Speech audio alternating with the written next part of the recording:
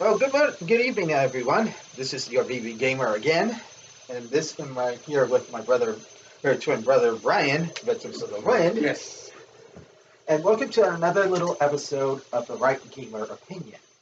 So, is there anything that we should talk about for tonight for our little viewers? Well, from what I heard about, well, you already know about Rings of Power, and their episodes have been going on for, I believe, 6 episodes in right now, and things have been going on for a slog. I heard things from let's see, um, Yellow Flash, Umbrella Guy, RK Outpost. Shout out to them for covering such news. But I mean, I don't really understand why they're continuing this dumpster fire of Rings of Power because it's not Tolkien's work. It's just fan fiction made up by them, just putting the brand of the Rings of Power on, Lord of the Rings on it. Basically, there, from what I know, this main character, what I've known is uh, Galadriel. Galadriel. She's a person that nobody likes. She's way out of character from the stories that Tolkien made. And the so-called second half of the, like, there are like three parts. The very beginning, the origins of the world where the Lord of the Rings takes place. The second part is where the rise of what's that main bad guy? Sauron is plotting to take over all of the world, Middle Earth. And then the third one where all the movies that we know came in. It's the second one that is really diverging from Tolkien's work, from what I know. And Galadriel is supposed to be a princess. No, she's not a princess. In the current state of things, she's supposed to be the up and coming queen of the elves, from what I'm understanding from when they were starting the Rings of Power series. But of course, when her brother dies in battle against Sauron, which was many years ago, she decided to take arms and start going on a revenge spree, which never happened in the books. She was just a queen trying to look out after her people and trying to make sure that things play out the way From they the are. sidelines, from the sidelines, from what I know. But of course, these woke activists decide, oh, we need to make her a strong woman, and we need to make her hit the patriarchy and show them that she is a better general or a boss than being sidelined than what Tolkien put in his works, and that's not. It's not going to work. It's never going to work. These people just don't understand what it means to make a movie based off of a book. But it's not even a movie. It's a freaking TV series. Yeah, it's a TV series for crying out loud. They made a TV series out of the books Tolkien wrote, and the movies were way more better in portraying what the books had in the story of what Tolkien wrote. Yeah, I remember a long time ago. I mean, back then, when those movies came out, I was working in a movie theater. So one time I was working in the theater and decided to take a little sneak peek at the movie, and I was really enamored by it. I mean, sure, it was against the rules, but I only just been there for a little while until getting back to work.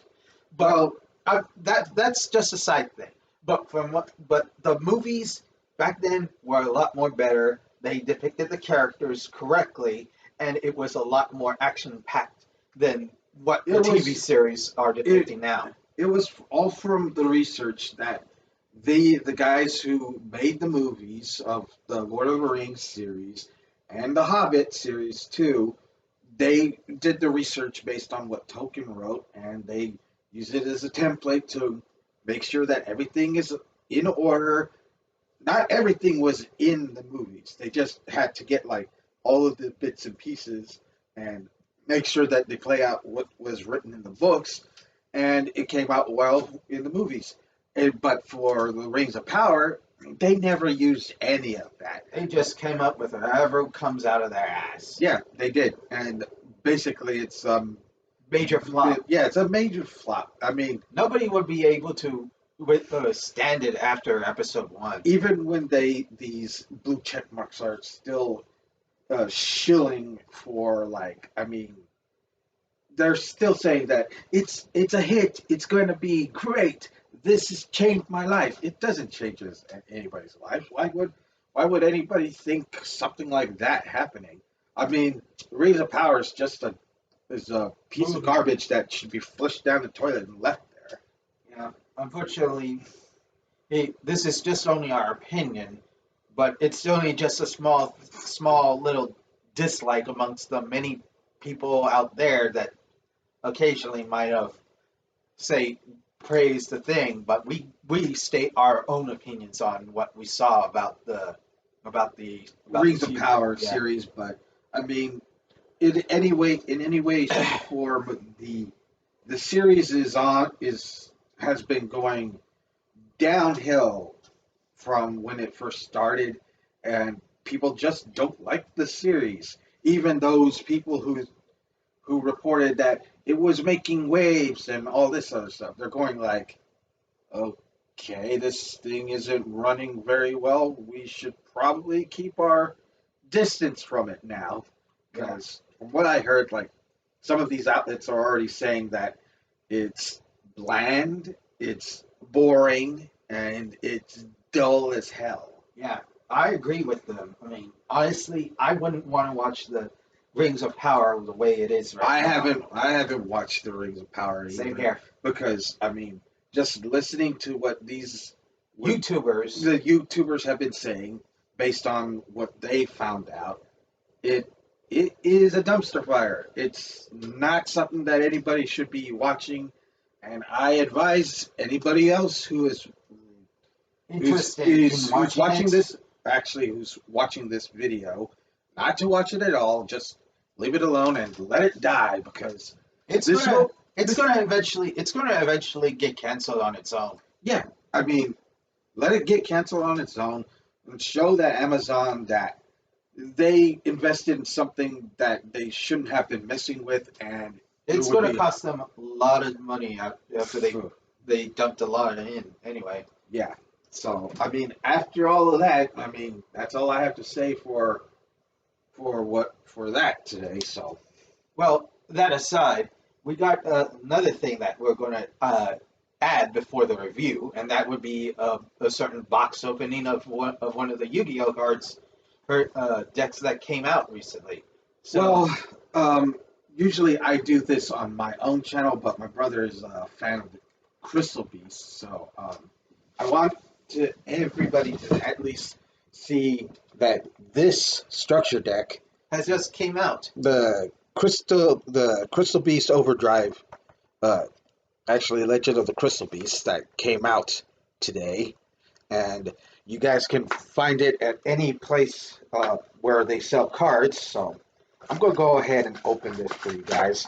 So yeah, so that way we can show the viewers what kind of stuff comes in it, and of course it does come with some basic necessities for a structure deck.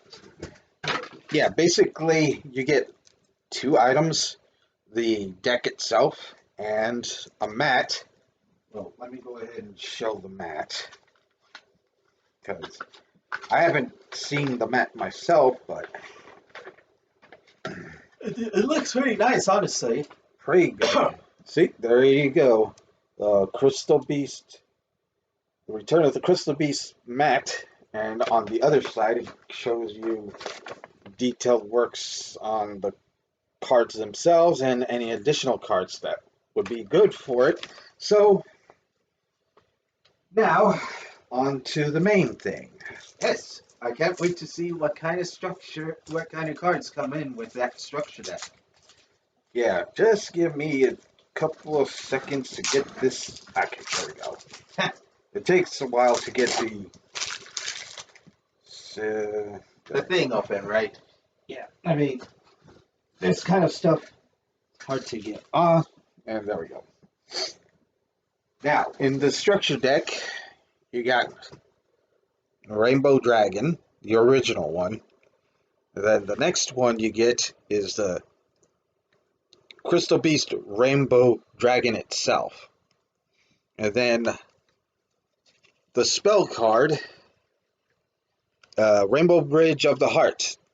This one is actually a pretty good card within this structure deck. So basically, it allows you to get another normal summon in addition to your already normal summon set card. So basically, it's kind of like a double summon. Yeah, basically almost like a double summon, but for the Crystal Beasts. And let's see. It also has the additional effect to destroy a Crystal Beast card that you control and add one Crystal Spell or Trap card from your deck to the hand. So if you have like a Crystal Beast card set in your spell or trap card zone, you can destroy that and get a spell card that has Crystal Beasts on it. That sounds pretty interesting. Can't wait to construct the Crystal Beast. Oh, and this one is a pretty unique card that's infamous for this deck, but it's a pretty simple one. It's called Crystal Bond. Now, this one just only allows you to add a Crystal Beast monster from your deck to your hand and place one Crystal Beast monster with a different name onto your spell and trap card zone. So basically, you could add a Crystal Beast from the deck and then put a Crystal Beast onto the spell and trap card. So you basically get two cards for this one card that activates. That sounds like a pretty decent card for the deck. Yeah, basically. And then, let's see, you got the Rainbow Overdragon. This one had came out previous, I believe, booster packs ago, but I never was able to get this one. And then, of course, this one comes with two unique tokens that depict Jesse Anderson and his Crystal Beasts. But those are the ones that are the unique cards in the deck. And then, of course, you got Ruby Carbuncle, Anthemis Cat, Emerald Tortoise, Topaz Tiger, Amber Mammoth, Cobalt Eagle, and Sapphire Pegasus. The other cards that come with it is the dark version of the Rainbow Dragon, and then the pendulum monsters for the Crystal Beast, Crystal Keeper, and a Crystal Master. Yeah, that could be easily used for insta summoning many Crystal Beasts. Yes, pretty much. Then it comes with Haman, the Lord of Searing Thunder, which is pretty much a given for the deck. A Dimension Shifter, Contact C, and these two cards are unique for this deck because these are hand traps that most people have been going after, whether it's like common or rare, ultra rares or whatnot. But it's the Ash Blossom and the Ghost Bell. So these two are pretty much sought out for a deck. So it's kind of cool that they have them in a normal in this deck. And then the other cards are Awakening of the Crystal Ultimates, the Crystal Aegis, Ancient City Rainbow Ruins, Rainbow Bridge, Crystal Beacon, Crystal Blessing, Crystal Abundance, Crystal Promise, the Crystal Tree, Crystal Release, Rare Value, Rainbow Refraction, The Advanced Dark, Melody of Awakening Dragon, Foolish Burial Goods, Cosmic Cyclone, and now the trap cards. Crystal Boon, the Crystal Mirage, Crystal Brilliance, Crystal Pair, Crystal Conclave, Ultimate Crystal Magic, Counter Gem, Ferret Flames, and a Metaverse. And let's see. There's a unique Crystal Beast token as well. And that's about it for that.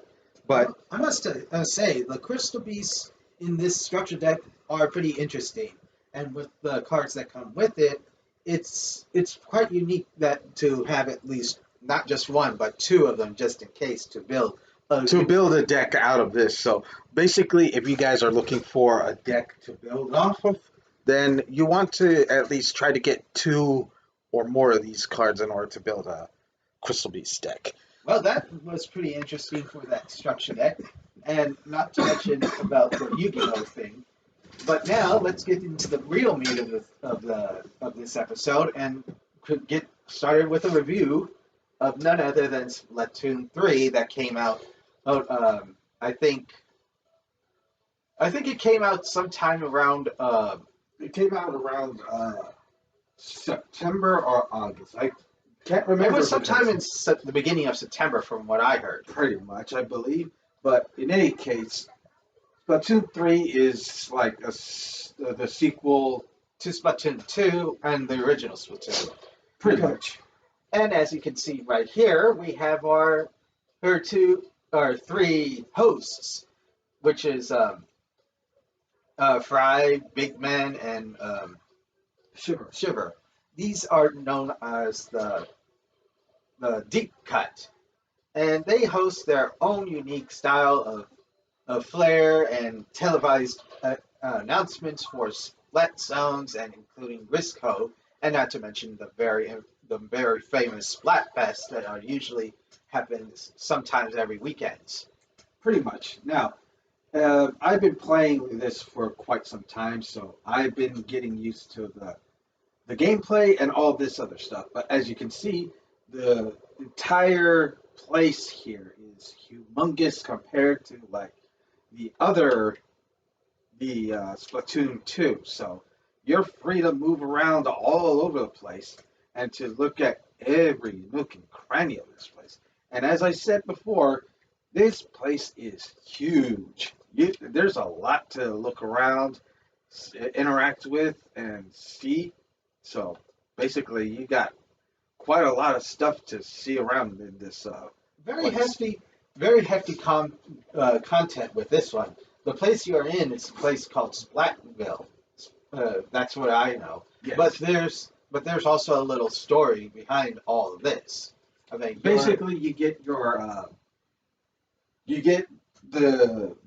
layout of the entire map, and of course, you can go to the lobby, which is where you go for like turf wars or Risco, from what I heard. Well, Risco is on its own side, but I was just talking about the lobby itself. But if you go into the lobby, you could go into a practice area, which is like completely different from how they used to do Splatoon 1 and 2, where you're on a loading screen and having to wait for to get into places. Yeah. So and from what I can see right now is that you could basically practice on your weapons and all that other stuff before going into matches and all that other stuff. It's basically a way to see if you are more comfortable with the weapon that you have. Pretty much. So you could go into private battles, regular battles, or the anarchy battles, which are originally supposed to be the ranked battles from Splatoon 2. And of course, you could switch to another side where you can actually play with friends and people who are online. So if you want to play in a regular turf battle, you can select that.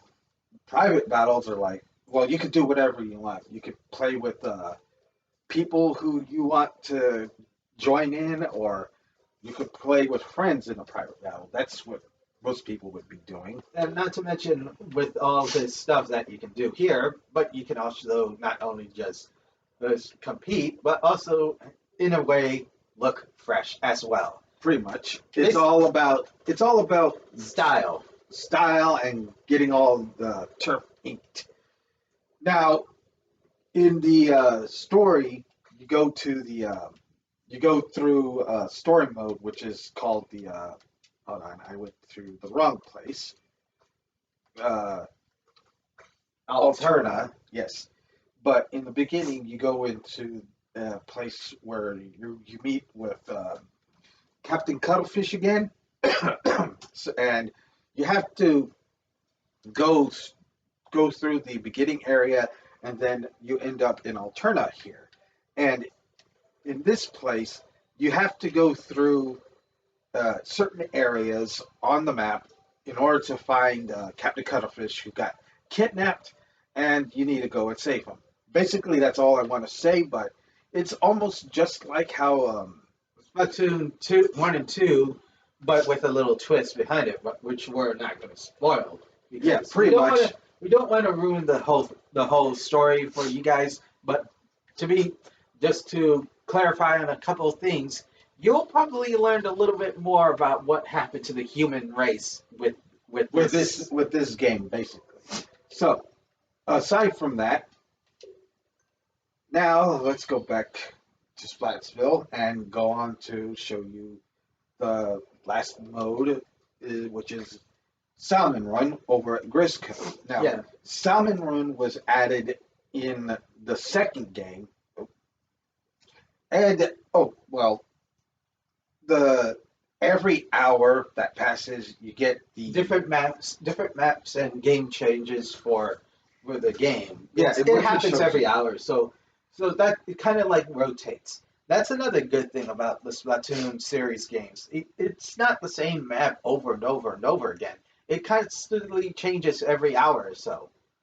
But like as you said before, you go to Grisco, you you know, yeah, you can go on over here and select the ship. You can do the freelance or private job with friends, and you can do the same thing as like you do over in the lobby. You can go play with the friends or freelance with friends, and just like when you're working, you go into this private area where you can actually practice with the weapons that they have stored in this item box here, and every rotation eventually gets you different weapons.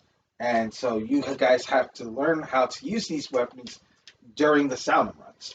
And the salmon runs themselves are much more different compared to how number two was. Because there are different salmonid bosses, and the king salmonid, Shohozuna, who might appear out of nowhere and kind of ruin your work day. So it's basically a little bit of a fun mode to do.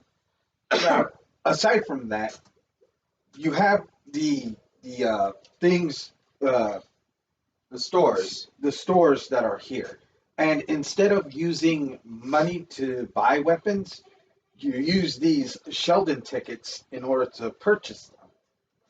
And every time you get a level, you get 3 Sheldon tickets, I believe, and you can get more weapons once you reach up a certain level. So basically, what you need to do is to level up and get as much of the weapons as you can possibly get out of the game. Yes, indeed, especially if you want to feel comfortable with the right weapon, in, with how you feel. And I've recently heard that there are 2 new weapons that have been added to this thing. Ah, yes, the 2 new weapons. Let's see. Let me go ahead and see if I could. Well, From what I heard, it's the sword like which is actually the Splatana. the Splatana wiper. Yeah, basically it's like a sword of some sort. You can swing it around and it shoots out a ink projectile at someone. And once you charge it, you can do a horizontal slash at somebody. So it's quite an easy looking weapon to use, but it's kind of like something that you have to practice with in order to increase it. And then we got our another new one, which is the Tri Stinger. Yeah, Tri-Slinger. The Tri-Slinger is sort of like The Chargers. yeah, pretty much like the Chargers, but like some of these the slingers have unique things to it. like this tri-slinger, you can shoot out like projectiles that will land in certain areas and they'll explode in ink. And then there's, let's see, I believe there's the Reflux 450. That's another slinger, but it doesn't leave a projectile, but it hits harder compared to like the other tri-slinger. So it all depends on whether or not whatever weapon you like to use. And then, now, aside from the weapons, you got the fashionable items that you can use in order to get, but they come with, from what I can see right now, the abilities. pretty much. Now, outfits are important for those of you who are going to be starting off playing the game, but you have to be at a certain level in order for you to get the certain outfits that you have and level them up in order to get them.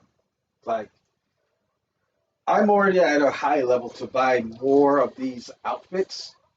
And then, of course, there are certain outfits that you can increase star level, but they cost a lot of money to rank the star level. So you might want to hold off on buying those.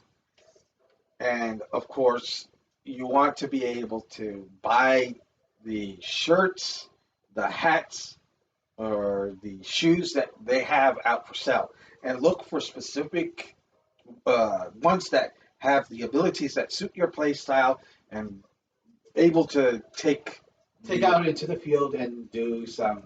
damage out there, which I have been doing. I mean, you get wins and loses every once in a while, but it all depends on how you dress up.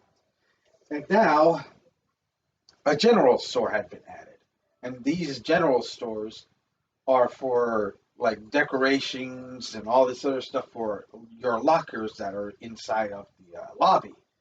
They added this in order to show off Your style. collection, your style, what you like, and what you can do. So basically, you can just buy these individual stuff that you like.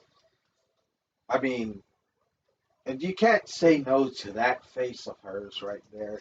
She is pretty adorable, Yeah, harmony, huh? pretty much. But she's not the owner of the store, basically. The other owner is out and about, and she's just watching the store, even though that she was a customer herself. Well, other than that, I think that's basically all there is to this game that we talked about. There's a lot of stuff that they added to the gameplay and all that other stuff since the first game. More stuff has been added. Some simple things have made the gameplay much more better compared to Splatoon 2. And We can only just imagine that this game will eventually become more competitive as the months go by. it's still competitive. Like, I mean, for those of you who want to just play something fun and entertaining, you can play this and enjoy it with friends, whoever wants to join you for splatting other people out in the field. So, but to be honest, there are some little flaws with the game. Like the connection itself can cut out and cost you some time because, like, it happened to me a couple of times. I get disconnected from the game itself, and unfortunately, you get like a ban hammer, which means that you can't play the game for like A certain amount of time. 10 minutes actually. That's kind of sucks. Yeah, it kind of does, but I mean, you can't help it once like Something like that happens. yeah, people disconnecting on you and then you losing and all that other stuff. And some of the times, like if the opponent disconnects, it completely shuts off the battle and just declares it a draw for there. So that's like probably the only gripe I have with the game. But in in all of the game itself, I believe that I would rank the game Splatoon 3 a 9 out of 10. I mean, I haven't played the game, but I've seen you play it, and yeah, I might try to get the game myself. But in my personal opinion, I would say I would also give this a 9 out of 10. I mean, from what I saw during your plays of this thing, yeah, there are some times in which you who unfortunately get disconnected so many times. It's kind of a bothersome.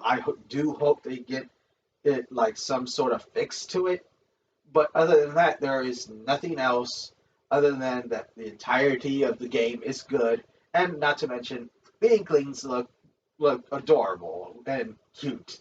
You can't just help but go daw over them, especially the Octolings, since they have been previously been added from the from the Splatoon 2. from the previous game, yes. But other than that, that's about it. Indeed. So basically, that's all there is for today. And hey, we had a pretty good day with this one. So in any case, this is your BBGamer here, And this is Ventus of the Wing. and be sure to like and subscribe for the video, and give us your comments about any other stuff you want us to improve on the episodes, and anything else that you want us to do. Just leave a like and subscribe to this channel to help us grow. In any case, we'll see you Wednesday. Later.